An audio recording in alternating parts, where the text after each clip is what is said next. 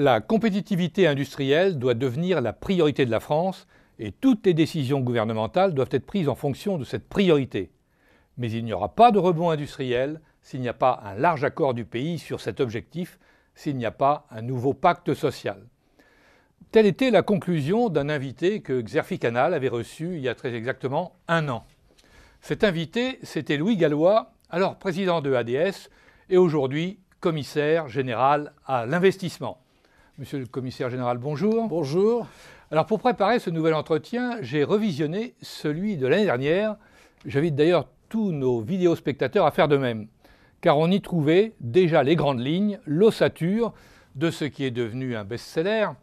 Je parlais du fameux rapport Gallois remis en novembre au gouvernement. Je ne suis pas sûr que le mot seller soit tout à fait, parce qu'il n'est pas vendu très cher.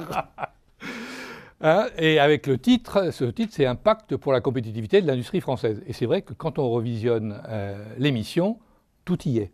On fait un scoop. Voilà. Alors, est-ce que vous êtes finalement satisfait de l'accueil qui a été fait à votre rapport dans l'opinion, au sein des forces vives, patronat, syndicats, au sein de la classe politique, du gouvernement et de la majorité ? Ce rapport a eu un impact absolument imprévisible, tout au moins par moi. Et il a connu un succès avant même d'être sorti et avant même que les gens connaissent le contenu. J'attribue cela au fait qu'il correspondait à une demande de l'opinion, à une préoccupation très forte des Français vis-à-vis de ce qu'ils le ressentent comme une sorte de glissade. Une glissade de perte des positions. En disant, en un mot, France, ton industrie fout le camp. Et ce rapport a été compris comme une esquisse de solution. Alors je ne suis pas sûr qu'il apporte toutes les solutions, je suis même sûr qu'il ne les apporte pas toutes, mais le timing a été le bon. Oui. Alors ensuite, vous me posez la question de savoir si je suis content de ce qu'a fait le gouvernement. Je crois qu'au-delà du fond sur lequel on reviendra, le fait que le gouvernement ait réagi très vite, de manière globale, les 35 mesures qu'il a annoncées couvrent à peu près tout le champ de ce que j'avais indiqué, hors la partie européenne. Le fait que cette position du gouvernement a été affirmée au plus haut niveau à un moment où on savait qu'il y avait une sorte de perte de confiance entre les entreprises et l'État, j'ai trouvé que c'était positif, le fait qu'il y ait cette annonce très rapide. Sur le fond, chacun pourra en discuter. Je considère néanmoins que le gouvernement a entendu l'essentiel des messages que j'avais essayé de faire passer dans ce rapport. Alors, l'un des points forts du rapport, le constat, tout le monde était d'accord, c'était celui sur l'allègement, c'était le point 3, je crois, sur l'allègement des charges sociales. Alors, vous aviez proposé de créer un choc de compétitivité en transférant une partie significative des charges sociales jusqu'à 3,5 fois le SMIC vers la fiscalité et la réduction de la dépense publique. Et vous écriviez que l'on ne pourra pas faire l'économie de l'utilisation d'un impôt à large assiette, TVA et ou CSG. Le produit de ce choc de compétitivité devant être clairement orienté vers l'investissement et l'innovation. Alors, le gouvernement et le ministère des Finances a choisi une autre voie, celle du CICE, c'est-à-dire le crédit d'impôt pour la compétitivité et l'emploi. Oui.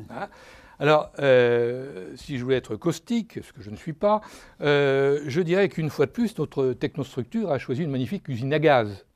Parce que quand on se penche sur le CICE, c'est d'abord très difficile à comprendre, et finalement, c'est quoi ? C'est un moyen, d'abord c'est 2,5 fois le SMIC, le plafond, et c'est comme toujours une sorte de subvention différée dans le temps, d'ailleurs pour ne pas peser sur le budget de 2013, une subvention différée dans le temps aux gens qui emploient le plus de bas salaires. C'est-à-dire que ceux qui vont le plus bénéficier du CICE, c'est la distribution, le BTP, il n'y a pas d'obligation non plus d'investissement et d'innovation, c'est un effet d'aubaine, une subvention. Je ne partage pas du tout votre point de vue. Ah, eh ben alors. Même si je n'ai pas proposé le 6C, si j'avais proposé autre chose. Je pense que le gouvernement avait des objectifs légèrement différents des miens. Le gouvernement est face à une situation de l'emploi qui est une situation évidemment tout à fait préoccupante. Et il ne pouvait pas adopter une mesure qui n'ait pas un impact sur l'emploi. Il a donc repris l'idée d'une baisse de l'impôt sur les sociétés, puisque c'est ça, c'est une baisse de l'impôt sur les sociétés égale la première année à 4% de la masse salariale et la seconde année à 6% de la masse salariale. Ce n'est pas du tout une usine à gaz, c'est beaucoup plus simple que le crédit d'impôt recherche. C'est extrêmement facile à calculer. La masse salariale est déclarée, elle est connue, et l'impôt c'est 4%, la baisse d'impôt c'est 4% de cette masse salariale. Mais c'est donc pas une baisse des charges sociales. Ce n'est pas une baisse des charges sociales, mais c'est autre chose. Mais on ne peut pas dire que c'est une usine à gaz. C'est un autre dispositif qui présente un avantage que vous avez évoqué, qui est de ne pas porter sur le budget 2013, alors que la mesure que je proposais représentait quand même 1 point de PNB sur le budget 2013, ce qui n'était pas totalement négligeable. Donc je peux comprendre que le gouvernement, dans la situation budgétaire de 2013, ait souhaité différer l'impact budgétaire en 2014, même si, vous le savez, les entreprises pourront bénéficier en 2013 de cela à travers un préfinancement, notamment par la BPI. Quant à la mesure, effectivement, c'est un parti différent de celui que j'avais retenu. J'avais retenu un parti plus orienté vers la compétitivité et plus orienté vers l'industrie. Puisque je montais jusqu'à 3,5 fois de SMIC, ce qui avait pour effet de rétrécir le panel, la largeur de l'assiette et de permettre d'atteindre les salaires des cadres sur lesquels vous avez toujours expliqué que l'écart de compétitivité, notamment avec l'Allemagne, c'était sur les salaires des cadres, puisque les salaires en Allemagne sont plafonnés, les charges sociales sont plafonnées au-delà d'un certain montant. Oui, parce que les systèmes d'assurance sociale sont privés pour les cadres au-delà d'un certain niveau. Donc, j'avais proposé jusqu'à 3,5 fois le SMIC. Le gouvernement, lui, il a voulu avoir une mesure qui ait plus d'impact sur l'emploi. Et pour cela, il fallait qu'il tape sur la masse, là où se trouvent les emplois, c'est-à-dire jusqu'à 2,5 fois le SMIC, et sur une base beaucoup plus large, et il va jusqu'aux entreprises artisanales, dès lors qu'elles emploient 1 ou 2 salariés. Donc c'est un autre choix. C'est un choix qui est plus orienté vers l'emploi, mais qui quand même a un impact sur la compétitivité. On transfère quand même 1 point de PNB, on transfère 20 milliards, c'est pas absolument négligeable. La compétitivité de l'industrie est partiellement liée à la compétitivité de l'économie dans son ensemble. Il n'y a qu'à voir ce que rapporte en compétitivité le coût extrêmement bas des services en Allemagne pour l'ensemble de la société. Donc je crois qu'il y a un impact sur la compétitivité, mais il est un peu estompé par le fait qu'on a visé un objectif d'emploi. On continue, c'est comme avec les allègements Fillon, sur les bas salaires, etc. On continue dans la même voie. Monsieur Quatrepoint, quand il y a 10% de chômeurs, il est extrêmement difficile pour le gouvernement de prendre une mesure aussi massive qui n'aurait pas un impact direct sur l'emploi. Mais il faut comprendre cela, même si ce n'était pas mon parti. Et je ne suis pas en train de vous dire que je trouve que le 6C est meilleur sur la compétitivité que ce que j'avais proposé. Je pense que c'est l'inverse. Il n'en reste pas moins que je peux comprendre le choix du gouvernement. Oui. Et est-ce que parallèlement, vous pensez que l'on prépare des mesures en faveur du financement de l'industrie, du capital investissement, ce que vous souhaitiez, et comment finalement attirer à nouveau le capital privé vers le tissu entrepreneurial et vers l'industrie? C'est pas à nouveau. Le financement français n'a jamais été orienté vers l'industrie. C'est un de nos problèmes. L'immobilier, d'une certaine manière, attire l'épargne des Français et une grande partie de l'épargne collectée par l'assurance vie sert à acheter des titres étrangers, puisque, vous savez, plus de la moitié de l'assurance vie est en obligations souveraines étrangères destinées à répartir les risques. Bien. Donc, vous avez raison, il faut orienter cette épargne vers l'investissement productif. Ceci au moment même où les banques et les compagnies d'assurance se retirent du capital investissement pour des raisons prudentielles. Et donc, il faut travailler dans différents domaines. Et où la taxation des revenus et du capital n'est pas allégée. Et où la rémunération du capital ne reconnaît pas le risque. Donc je propose, moi, que sur ce point, dans le budget 2014, il y ait des mesures qui prennent en compte le risque dans la rémunération. Je propose en particulier que l'assurance vie orientée vers les actions soit mieux rémunérée fiscalement, est un avantage fiscal par rapport à l'assurance vie placée en obligation. Et je crois que c'est un dispositif qui peut être mis en place. Deuxièmement, on peut orienter une partie de l'épargne collectée par les grands réseaux proches de l'État, que ce soit le Fonds de réserve des retraites, l'IRCANTEC, l'après-fonds, la Caisse nationale de prévoyance. Ce sont des réseaux sur lesquels l'État a une certaine capacité à travers la Caisse des dépôts à agir. Et je crois que ces réseaux doivent être orientés plus vers l'investissement productif ou l'investissement d'infrastructures. Troisièmement, création de la BPI. La BPI ne va pas générer des ressources miraculeuses, mais il n'en reste pas moins qu'elle va bénéficier de fonds supplémentaires. Vous avez vu que dans le cadre du redéploiement des investissements d'avenir, dont j'ai la charge, 600 millions vont être apportés à la BPI pour créer un fonds multisectoriel de capital investissement qui doit avoir un effet de levier sur des financements privés, qui peut mobiliser, si l'effet de levier est de 1, 1200 millions, et si l'effet de levier est supérieur à 1, plus que cela. C'est une amorce. C'est un ensemble de mesures. Et si moi, individu, j'investis directement ? Si vous, individu, vous investissez directement, je pense qu'il faut que la fiscalité reconnaisse le risque que vous prenez. Parce que tout ça, hein, on reste dans le système de l'intermédiation, ce système financier qui peut être critiqué. Hein, alors c'est un système financier plus d'État que... Non, je crois qu'aussi on peut demander aux compagnies d'assurance, dans le cadre de leurs règles prudentielles, de faire un effort. Le président Sarkozy l'avait demandé, il n'a pas eu de succès dans ce domaine. Mais ce n'est pas pour cela qu'il faut y renoncer. Je pense qu'on peut demander, par exemple, aux compagnies d'assurance de placer 2% de l'épargne dont elles disposent dans l'investissement productif en France. Je pense que c'est possible dans les entreprises, en fonds propres. Vous savez, il n'y a pas de recette miracle. Il va falloir réorienter les financements dans ce sens. Ça prendra du temps et il faut utiliser tous les canaux. Oui, mais il faut que les gens aient le sentiment que finalement leur capital est le bienvenu et qu'ils n'ont pas...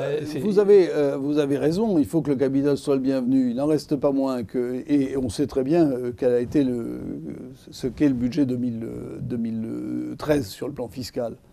Mais je demande comment on réduit de 2% le déficit budgétaire en une seule année sans pression fiscale augmentée. Il est normal que tous les acteurs de l'économie participent à cet effort. Ou alors, il faut se dire que cet objectif de réduction du déficit budgétaire est inatteignable. C'est une autre question. Je n'ai pas de jugement sur ce point. Mais à partir du moment... C'est une bonne question. Non, mais moi, c'est pas la mienne. À partir du moment où cet objectif est fixé, c'est un effort considérable, tout le monde y participe, y compris le capital, et on ne peut pas l'éviter. Ce que je souhaite, moi, c'est que dans la fiscalité française, on reconnaisse le risque, et que l'on le reconnaisse collectivement et individuellement. Est-ce qu'il n'y a pas un problème de coordination des différents acteurs publics et de l'État en faveur de la politique industrielle ? Je m'explique. Si on estime que le rebond industriel, la compétitivité de l'industrie est un véritable objectif, est-ce qu'il ne doit pas y avoir une structure intergouvernementale qui, horizontalement, coordonne l'action ? Alors, aujourd'hui, tout ça a été mietté entre plusieurs ministères, plusieurs organismes, etc. Il n'y a pas de synthèse. Il n'y a pas de patron. Il y a une synthèse, oui. Si. Il y a une synthèse qui est ne serait-ce que le commissariat général à l'investissement, puisque nous allons être chargés du suivi de ce plan. et de s'assurer que les différents éléments de ce plan avancent, qu'il y aura des réunions de pilotage régulières au cabinet du Premier ministre, et il y a un comité de suivi qui doit se réunir 2 fois par an avec les partenaires sociaux, des représentants du Parlement et les différents ministères concernés. Donc il y a un certain suivi. Au-delà de cela, faut-il un monsieur compétitivité industrielle au niveau du Premier ministre? C'est une question qui me paraît assez secondaire.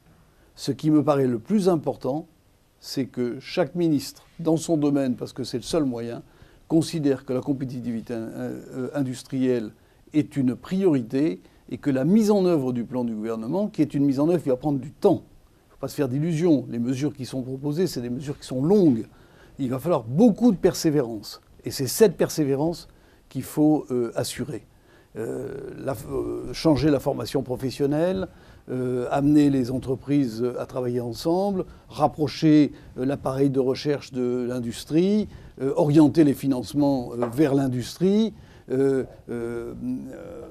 faciliter un dialogue social plus dynamique. Tout ça, ça ne se fait pas en 8 jours.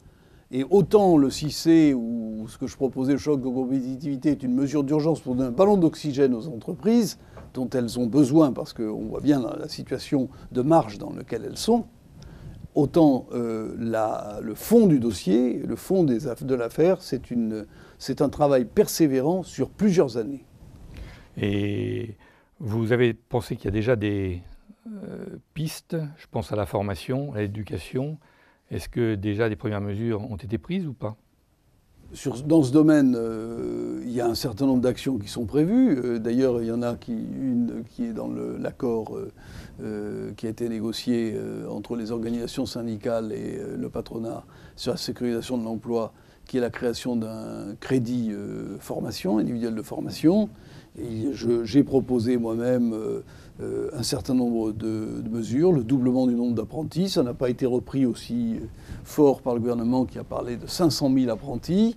Il y a le rapprochement de la formation initiale de la formation continue. Et ce qui me paraît le plus important, c'est de réorienter la formation continue vers l'employabilité des personnes pour leur permettre d'assurer de la mobilité. Il va falloir cette employabilité aussi, il faut l'assurer chez les chômeurs. Les chômeurs sont insuffisamment présents dans la formation. 9% des chômeurs sont en formation, ce qui est tout à fait insuffisant.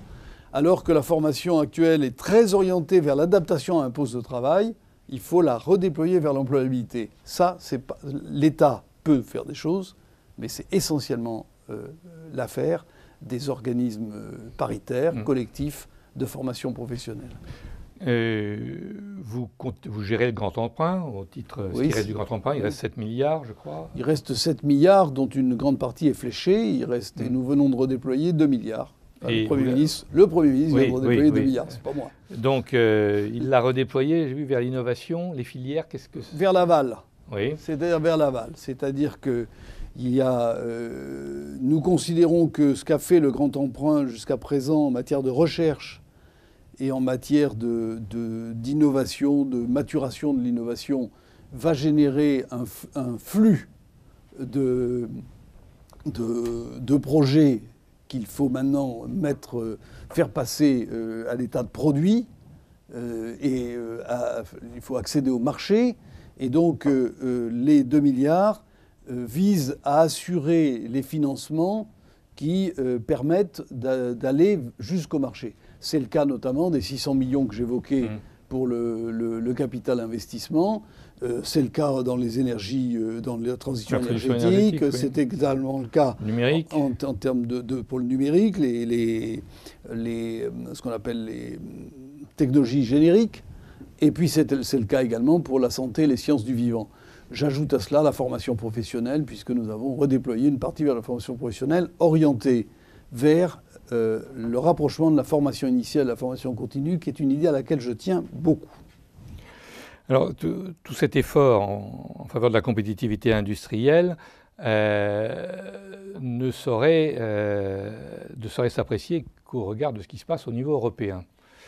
Et à cet égard, j'ai vu que vous étiez un peu parti, non pas en guerre, mais vous avez tiré un peu des sonnettes d'alarme sur ce qui se passe au niveau européen, l'absence d'une politique énergétique commune, notamment, Oui. Une politique de concurrence trop juridique, une politique du commerce extérieur un peu naïve, et surtout une politique monétaire qui ne tient pas compte de la guerre économique monétaire mondiale. Alors on va commencer par la politique énergétique commune. Qu'est-ce qu'il faudrait faire et qu'est-ce que... Je ne suis pas capable, je ne suis pas omniscient et capable de répondre à toutes les questions qui concernent tout le champ de ces activités. Ce que je constate, c'est que nous avons actuellement une divergence profonde des politiques énergétiques au sein de l'Europe, entre l'Allemagne, la France et quelques autres pays. Je pense que cette situation nous met en position de faiblesse, qu'elle ne permet pas à l'Europe de déployer non seulement une sécurité énergétique satisfaisante, mais en plus, elle ne permet pas de générer une industrie énergétique derrière. C'est ça qui me paraît aussi très important. Donc je pense qu'il faut une politique de l'énergie qui permette aux différents pays au moins d'échanger entre eux et d'harmoniser leurs positions, de telle manière que nous n'arrivions pas à des paradoxes, comme le fait que le développement des énergies renouvelables en Allemagne se traduise par une augmentation du coût de certaines énergies, notamment de l'énergie gazière, puisqu'on est obligé, face à des énergies intermittentes, d'avoir des solutions de secours immédiatement disponibles. Je pense que tout cela n'a pas été suffisamment réfléchi et qu'il faut que nous regardions cela. Alors il y a en France une discussion sur la transition énergétique qui s'engage.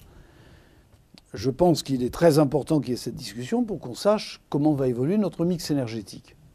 Et je propose que les différents pays d'Europe coordonnent leur position sur l'évolution de leur mix énergétique. Parce que c'est le seul moyen d'arriver à dégager des synergies. Il faut que nous connaissions l'évolution du mix énergétique allemand, italien, espagnol, français, au minimum. Les Allemands sont en train d'évoluer, non ? Je ne sais pas, je ne peux pas le vérifier. Je ne pense pas que nous ayons des idées claires sur la manière dont le mix énergétique allemand va évoluer, quelle va être la part du charbon, comment cette part du charbon va évoluer, quelle va être la part du gaz, comment elle va évoluer, quelle va être la part des énergies renouvelables, et au sein des énergies renouvelables, celles qui sont très intermittentes, moyennement intermittentes, puisque c'est un élément tout à fait décisif. Il va falloir voir aussi où ces sources d'énergie se situent et où se trouvent les consommateurs.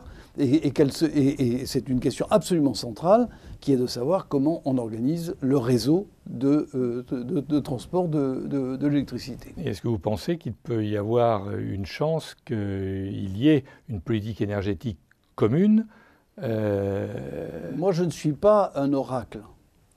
Je dis seulement que voilà ce qu'il faut faire. Ensuite, c'est au gouvernement, dont je ne suis pas membre, aux différents gouvernements de se rapprocher et de travailler ensemble sur ce sujet. Je peux seulement dire que c'est un problème majeur pour l'Europe de ne pas avoir de politique énergétique commune, ou tout au moins de ne pas avoir de politique de convergence énergétique. Comme de ne pas avoir de politique de défense commune. C'est un autre sujet. Si. Un autre sujet. La politique de défense, elle est liée aux politiques étrangères et aux postures des différents pays. On est dans un domaine qui est très marqué par des facteurs extérieurs à l'industrie de défense elle-même. Pour la politique énergétique, c'est plus simple. Cette politique énergétique, elle est fixée en fonction de prise de position sur la transition énergétique et les mix énergétiques qu'il faut mettre en œuvre progressivement. Et en ce qui concerne la politique monétaire commune ? Sur la politique monétaire, j'ai dit très simplement, l'euro fort, et nous sommes en plein euro fort actuellement, est un euro qui renforce les forts et affaiblit les faibles. Elle renforce ceux qui ont réussi à gérer leurs prix, à faire leurs prix. C'est l'Allemagne, en l'occurrence. L'Allemagne, mais ça peut être aussi en France le luxe, ou une partie de l'agroalimentaire qui fait ses prix. Et ceux-là, ils ne souffrent pas parce qu'en plus, leurs importations en bénéficient. En revanche, les pays qui sont directement exposés à la concurrence mondiale par les prix, c'est-à-dire les pays de l'Europe du Sud et une partie de la France, sont des pays qui souffrent. Et donc l'euro-fort accroît les divergences au sein de l'Europe.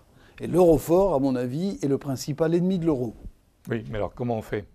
Comment on fait? Parce que même le yen, maintenant, devient une monnaie faible. C'est-à-dire qu'il va falloir que nous prenions conscience du fait que la politique monétaire des différents pays est désormais orientée vers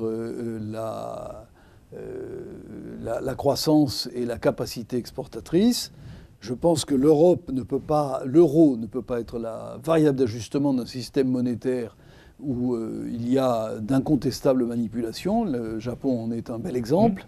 Et je pense qu'il faut que nous réfléchissions à ce qui pourrait être une position raisonnable de l'euro par rapport aux autres monnaies. Et il faut que l'Eurogroupe s'exprime, parce que ce sont les marchés qui font l'échange, mais les marchés, ils écoutent.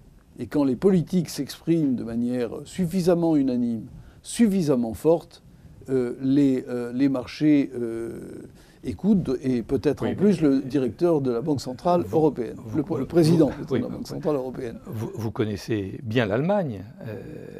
Ce n'est pas la position de l'Allemagne. Ce n'est pas la position de l'Allemagne, mais il va falloir que l'Allemagne... Ni des pays de la zone marque. Donc.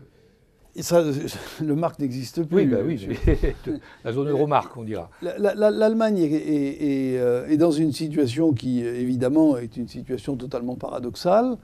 Un excédent de la balance commerciale de l'ordre de 150 milliards d'euros, un équilibre maastrichtien de ses finances publiques dès 2012, donc avec un an d'avance, et une croissance pratiquement nulle.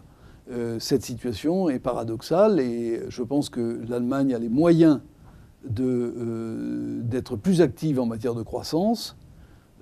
C'est, à mon avis, une responsabilité que sa position de leader peut la conduire à prendre.